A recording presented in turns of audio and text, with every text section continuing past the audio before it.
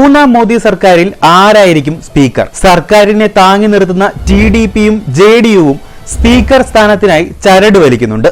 എന്നാൽ മന്ത്രിമാരുടെ കാര്യത്തിലും വകുപ്പ് വിഭജനത്തിലും സ്വീകരിച്ച കടുംപിടുത്തം സ്പീക്കറുടെ കാര്യത്തിലും ബിജെപി തുടർന്നേക്കും എന്നുറപ്പാണ്. അങ്ങനെയാണെങ്കിൽ ആരായിരിക്കും പുതിയ സ്പീക്കർ?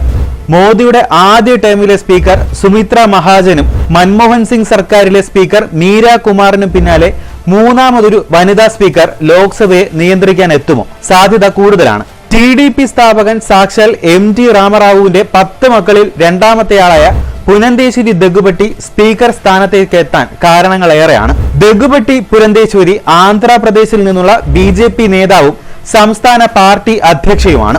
ഈ ലോക്സഭാ തെരഞ്ഞെടുപ്പിൽ ആന്ധ്രാപ്രദേശിലെ രാജമുണ്ട്രിയിൽ നിന്ന് 2.3 ലക്ഷത്തിലധികം വോട്ടുകൾക്ക് ജയിച്ചാണ് പുരന്ദേശ്വരി പാർലമെന്റിലെത്തുന്നത്. കേന്ദ്രമന്ത്രിസഭയിൽ ഇടം നൽകാത്തതിനാൽ തന്നെ പുരന്ദേശ്വരിക്ക് സ്പീക്കർ സ്ഥാനം നൽകാൻ സാധ്യത ഏറെയാണ്. പുരന്ദേശ്വരിയെ സ്പീക്കറായി തിരഞ്ഞെടുക്കുന്നത് ടിഡിപി അധ്യക്ഷൻ നായിഡുവിനെ അലോസരപ്പെടുത്തില്ല എന്ന് ഉറപ്പാണ്. പുരന്ദേശ്വരിയുടെ സഹോദരി നാര ഭുവന്ദേശ്വരിയാണ് ചന്ദ്രബാബു നായിഡുവിന്റെ സഹധർമ്മിണി. പുരന്ദേശ്വരിക്ക് സ്പീക്കർ സ്ഥാനം നൽകിയാൽ ടിഡിപിയെ അനുനയിപ്പിക്കാമെന്നാണ് ബിജെപിയുടെ ചിന്ത. പുരന്ദേശ്വരി ആള് ചില്ലറക്കാരിയല്ല. 2009 മാനവ വിഭവശേഷി വികസന മന്ത്രാലയത്തിലും 2012 വാണിജ്യ വ്യവസായ മന്ത്രാലയത്തിലും സഹമന്ത്രിയായിരുന്നു. 3 തവണ ലോക്സഭാ അംഗമായതിനാൽ സഭാ നടപടികളെല്ലാം മനപ്പാടം. ആദ്യ 2 തവണയും കോൺഗ്രസ് ടിക്കറ്റിൽ പാർലമെന്റിലെത്തിയ പുരന്ദേശ്വരി ആന്ധ്രാപ്രദേശിനെ വിഭജിച്ച് തെലങ്കാന രൂപീകരിക്കാനുള്ള മൻമോഹൻ സിംഗ് സർക്കാരിന്റെ തീരുമാനത്തിൽ പ്രതിഷേധിച്ചാണ് പാർട്ടി വിട്ട് ബിജെപിയിലേക്ക് ചേക്കേറിയത്. 2014 ആ കൂടുമാറ്റം.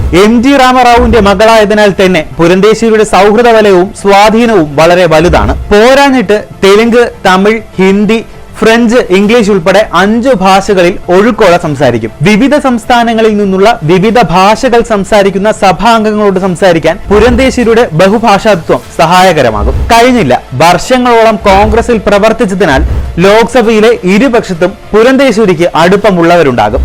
വ്യക്തിപരമായ അടുപ്പം പലപ്പോഴും സഭയിലെ കൂലങ്കഷമായ സാഹചര്യങ്ങളിൽ നയപരമായ ഇടപെടലിന് വഴിയൊരുക്കും. സ്പീക്കറായ സോമനാഥ് ചാറ്റർജിയും PS സാങ്മയുമൊക്കെ ഈ വഴിയിലൂടെ സഞ്ചരിച്ച് പ്രൂവ് ചെയ്തവരാണ്. മാത്രമല്ല, പൂരന്ദേശ്വരിയിലൂടെ മോദി സർക്കാരിന് ബിജെപിയുടെ ബാലികേറാമലയായ ദക്ഷിണ ഭാരതത്തിൽ അല്പം പിടിയുണ്ടാക്കാനും സാധിക്കുമെന്നാണ് വിലയിരുത്തൽ. മാത്രമല്ല, മോദി മന്ത്രിസഭയിൽ വനിതാ പ്രാതിനിധ്യം കുറഞ്ഞുവെന്ന് നെറ്റി ചുളിക്കുന്നവർക്ക് നല്ലൊരു മറുപടി കൂടിയാണ് വനിതാ സ്പീക്കർ എന്നത്. മോദി സർക്കാരിന്റെ സ്ത്രീ ശാക്തീകരണത്തിന് പുതിയ മുഖം നൽകാൻ പുരന്ദേശ്വരിക്കാകും എന്ന് ഉറപ്പാണ്. അതേസമയം ലോക്സഭാ സ്പീക്കർ സ്ഥാനത്തിനായി ടിഡിപി മത്സരിക്കണമെന്ന് പ്രതിപക്ഷ കക്ഷികൾ ആവശ്യം ഉന്നയിക്കുന്നുണ്ട്. ശിവസേനയും ആം ആദ്മി പാർട്ടിയും ഇക്കാര്യം പരസ്യമായി ഉന്നയിച്ചു കഴിഞ്ഞു. സഖ്യകക്ഷികളാണ് സ്പീക്കർ സ്ഥാനത്തേക്ക് മത്സരിക്കുന്നതെങ്കിൽ പിന്തുണയ്ക്കാനും പ്രതിപക്ഷത്ത് ആലോചനയുണ്ട്. അതേസമയം ഡെപ്യൂട്ടി സ്പീക്കർ പദവി കിട്ടുമോ എന്ന നോട്ടത്തിലാണ് പ്രതിപക്ഷം. ശക്തിയുള്ളതിനാൽ പദവി പിടിക്കാമെന്നാണ് ആലോചന.